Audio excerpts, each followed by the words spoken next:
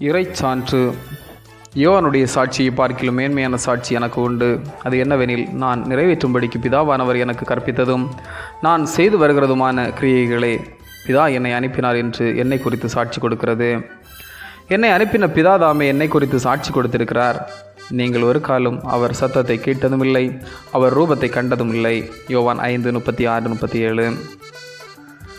யூதர்கள் சாட்சிகளை பற்றி இரு கருத்துக்களை கொண்டிருந்தனர். ஒன்று, ஒரு காரியத்தை முடிவு செய்ய 2 சாட்சிகளாவது இருக்க வேண்டும்.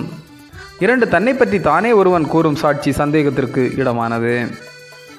இயேசு கிறிஸ்து யோவான் 8:17-18 2 பேருடைய சாட்சி உண்மை என்று உங்கள் நியாயப்பிரமாணத்திலும் எழுதியிருக்கிறதே. நான் என்னை குறித்து சாட்சி கொடுக்கிறவனாய் இருக்கிறேன், என்னை அனுப்பின பிதாவும் என்னை குறித்து சாட்சி கொடுக்கிறார் என்கிறார். இயேசுவை குறித்து முழுக்கினர் யோவானுடைய சாட்சி உண்மையானதுதான்.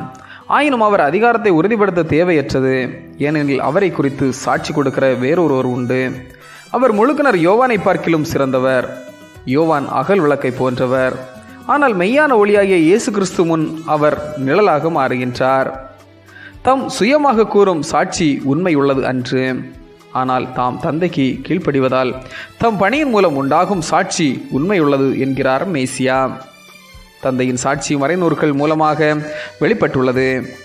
நியாயப்பிரமாணத்தை உடையவன் நிலையான வாழ்வை உடையவன் என்பது ரபிமார்க் கூற்று. மறைநூல்கள் யாவும் கிறிஸ்துவிலே விளக்கம் பெறுகின்றன. அவர் மூலமாகவே புரிந்து கொள்ளவும் முடியும். அவரில் விசுவாசம் இல்லாமல் அவற்றை ஆராய்வதில் பயனில்லை. வேத வாக்கியங்கள் கிறிஸ்துவை குறித்து சாட்சி கொடுக்கிறது. ஆமேன். இந்த நாள் உங்களுக்கு இனிய நாளாக மலரட்டும்.